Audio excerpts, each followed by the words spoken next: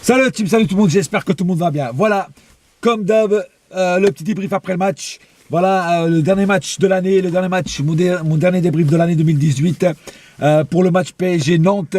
Alors un match bien dans un sens et purge dans l'autre. Il y a des moments où c'était bien, dans d'autres moments où c'était purge.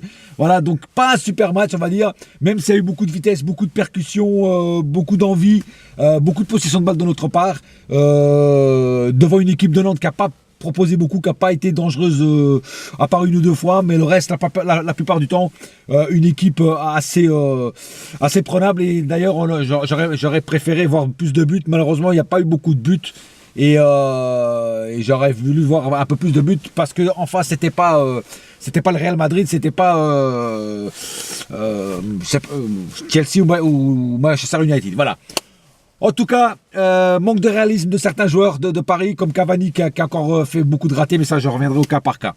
Voilà, en tout cas, le 1-0, il est là, et on a nos 3 points, et c'est le plus important. Passons tout de suite au cas par cas. Alors le cas par cas, commençons par Buffon. Buffon, pour moi, n'a pas eu beaucoup de travail à faire, mais il a fait quelques petites, il a eu quelques petites occasions pour briller, et le mec, il a brillé, il a fait des petits arrêts. Un petit peu dangereux de la part de Nantes, quand les Nantais ont commencé à tirer un petit peu au but, et franchement il était là, il était présent, gardien sûr, qui avait la sûreté dans les mains, et c'est ce qu'on lui demande. Voilà, donc on va dire un bon match de Buffon. Passons tout de suite à la défense. Alors la défense, Thiago Silva, toujours impeccable, El Monstre, toujours impeccable. Marquinhos, pareil.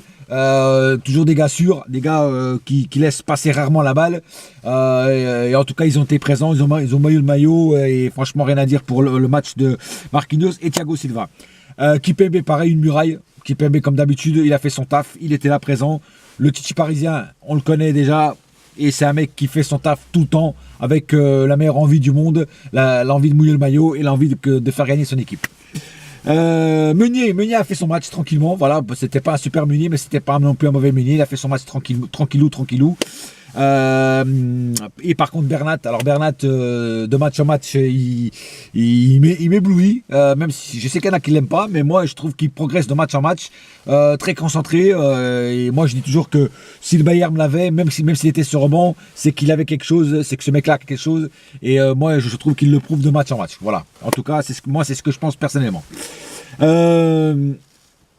Au milieu de terrain, le Verratti nouveau est arrivé, le Verratti bon est arrivé, même s'il a perdu beaucoup de duels, même s'il a perdu beaucoup de balles, il revenait souvent reprendre la balle à l'adversaire, il distribuait des petits caviar beluga, un petit peu d'échec technique de sa part, mais c'est quand même un Verratti qui avait envie de gagner le match, et qui mouillait le maillot. Voilà, un Verratti qu'on aime voir tout le temps, quand il est comme ça.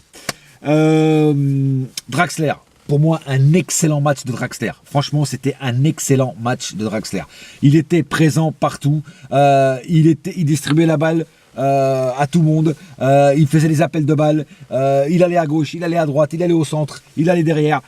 Un Draxler, franchement, percutant dans tous les sens du monde. Voilà, donc vraiment, je trouve que Tourelle a tout à fait raison de le faire jouer souvent, parce que Draxler, cette année, est en confiance, et parce qu'il sait que le coach le met en confiance aussi. Passons tout de suite à l'avant. Alors, Di Maria a fait du Di Maria, c'est-à-dire montagne russe, c'est-à-dire il nous fait des bons trucs et il nous fait des mauvais trucs. Malheureusement, il n'a pas eu le compas dans l'œil, il tirait beaucoup au but. C'est le mec qui a tenté pas mal de marquer un but. Malheureusement, à chaque fois qu'il tirait, le tir n'était pas cadré. C'est dommage, parce que ça aurait pu faire des beaux buts. Voilà. Mais bon, on va dire que c'était quand même, dans l'ensemble, un bon match de Di Maria, même s'il a eu quelques blancs de temps en temps. Cavani, c'était le Cavani mauvais, des soirs mauvais ou mauvais des soirs, comme vous voulez, vous pouvez faire ça comme dans les deux sens.